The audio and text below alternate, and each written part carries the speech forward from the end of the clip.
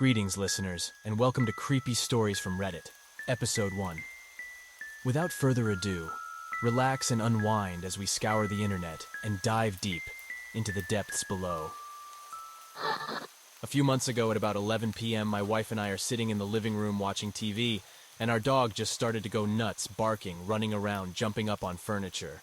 Usually she gets like this when someone comes to the door, or if she sees a squirrel or cat outside. Well, it's dark, and we didn't have any outside lights on, so it wasn't an animal, since she wouldn't have been able to see it. Eventually she stopped running around like a lunatic, but was still sitting on the couch, looking out the window, barking. I'm telling her to stop, but she won't. Usually when she barks, and I tell her no, she stops. Okay, something must be outside. I turn on the lights and go out the front door to check things out. Nothing is there, so I head back inside. A few minutes go by, and the dog now goes to the back door that leads to the deck and does the same thing. She obviously sees something, and she's very protective of her yard. She doesn't like intruders. I must also tell you it was raining pretty hard at this point, but our dog has never barked at the rain or when it's raining. This time I turn the lights on to the back, but I still don't see anything. I scold the dog to stop and head back to the living room with her in hand. She's not a big dog, only 40 pounds, so I can easily carry her if need be. About 10 minutes goes by, and I hear something that sounds like someone walking on the deck. Jade, our dog, hears it too and instantly perks up, runs to the door leading to the deck and barks her head off. I'm thinking, what the hell, not this again, and go check it out. The dog is barking at this weird angle of the door and running to the wall and barking at it. Okay, I have to go out there and see what's up. It's pouring, but I turn on the lights and head out. I don't see anything immediately. I go to the end of the deck and look out into the dark. There's nothing there. What the hell is her problem? I turn around to go back inside and am about to call her an idiot when I see what she's barking at and nearly jump out of my skin. Sitting on the edge of the deck up against the house under the overhang is a man curled up in the fetal position. Jade sees me startled and starts barking again. I grab the closest thing to me that I can use as a weapon. That happens to be a patio chair.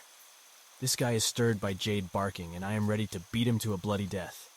But as he gets up, I realize who it is. Turns out it is the slightly mentally challenged older guy that lives in the neighborhood and always goes out for walks. Apparently, he got caught in the rain, got scared, and decided my deck provided the adequate shelter he desired. I ended up driving him back to his house, and his daughter ended up thanking me profusely.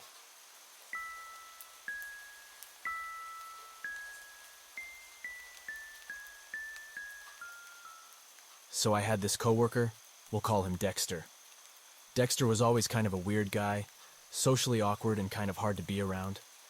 I hung out with him after work mostly because I felt bad that no one else wanted to be around him. After about 8 months of knowing him, Dexter decided to join the military and we parted ways. To be honest, I was kind of relieved that he was out of my life for at least a while. I hadn't seen or heard from Dexter for a few years, and had pretty much forgotten about him when one day he calls me from a payphone, needing a ride from the bus station. I ask him what was going on, and he says something about being on military leave. He hangs up, and I start to wonder why his parents wouldn't come get him. Why would he choose to call me since we hadn't talked in so long? I drive to the bus station to pick him up, and I start to notice something is up. He has all of his military gear with him, and he's being very vague when answering my questions about his family and what has happened in the past few years. He asks if he can come over my house and talk/hang out like we used to. I'm not really up for it, but I'm curious to find out what's going on. We get back to my place, and I try to probe him with more questions, but he just deflects them and insists we play some video games.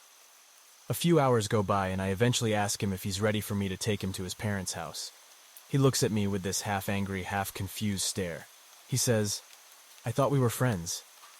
At this point, I'm starting to get a bit scared. I tell him that we are friends, a lie, but that I have to go to work the next day and need to get some rest. He says he can't go back to his parents' house tonight because it's too late and asks if he can crash at my place. He promises that he'll call his parents in the morning and have them pick him up before I leave for work. I reluctantly agree and let him sleep in his sleeping bag on the floor next to my bed. We both get settled in around 2:31 a.m. I'm a pretty heavy sleeper and am passed out within 5 minutes. Around 5 a.m. I wake up because I have to use the bathroom. I roll over and start to move the sheets when I hear this soft breathing. I look over, and Dexter is sitting in my desk chair next to my bed, staring right at me. I jump up and ask him what the hell he is doing. He responds, "I just like the way you look when you are sleeping." My heart starts to race and I'm getting pretty angry/uncomfortable. I say the first thing that comes to my head, "Don't ever do that!" I rush off to the bathroom to compose myself and try and figure out what to do. After a few minutes, I come back into my room. Dexter starts apologizing and telling me how much of a friend I've always been to him. I get back in bed and tell him to go to sleep and we'll talk in the morning. After about 20 minutes, I hear him snoring, but it still takes me the better part of an hour to finally close my eyes and fall back asleep. My alarm wakes me up at 9 a.m. I roll over slowly, anticipating the worst. Instead, I find that Dexter and all of his stuff are gone. I check all over the house and find no signs of him at all. I look through my old address book for his parents' house number. I call them over and over again throughout the day, but no one picks up. I spend the next few days waiting for Dexter to show up at my house or call me, but he never does. It's been over 4 years, and I haven't seen or heard from him since that night.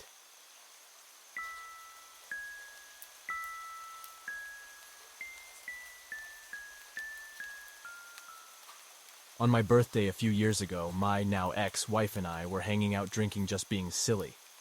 We had quite a few drinks, and I demanded that she call me and leave me a voicemail of her singing me our wedding song.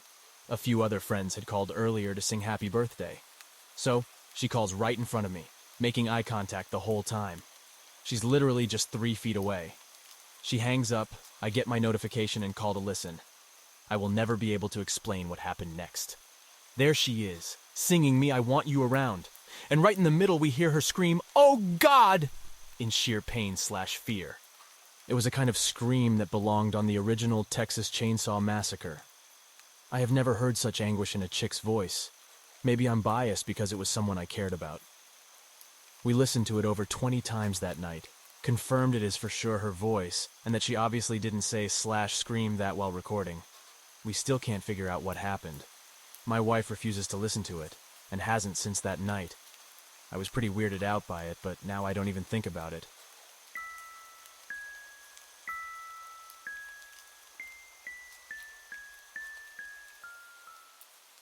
About 2 years ago, I was driving home from a family reunion pretty late at night, and the drive was about 2 hours.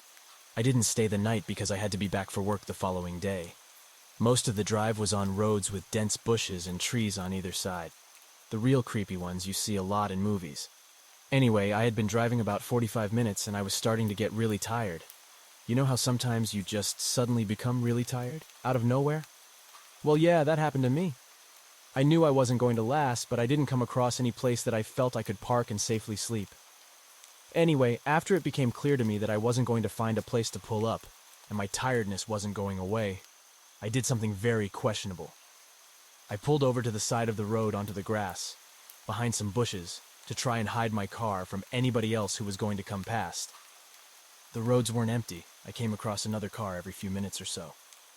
I made a mental note that the time was 11:22 and then fell asleep.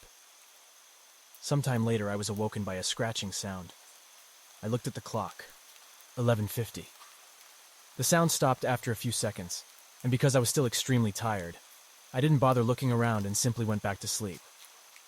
I was later woken by the same sound, and it was now 12:40. This time it really freaked me out because the sound didn't stop. The thought ran across my mind that it was just an animal inspecting the car. But why would it return almost an hour after it had left the previous time? I looked in my rearview mirror and just managed to catch a glimpse of something running away into the forest. Now, at the time, I thought it was the damn hook killer. You know, the one that scratched that couple's car and then slaughtered the guy when he got out to investigate? Screw that, I thought to myself. So I got the hell out of there. There was a bend no more than 100 yards up the road, and as I came around it, there was a car, parked off to the side of the road with the driver's side door opened. I slowed down just to look to see if anyone was in there. There wasn't. Then I looked in my rearview mirror. I didn't see anything. And all of a sudden, this guy comes sprinting around the corner. He starts screaming at me, shouting stuff like, "Hey, you, get the hell out of your car, now!" I noped the hell out of there and sped off. I never saw the guy again. Moral of the story? Don't sleep on the side of a deserted road.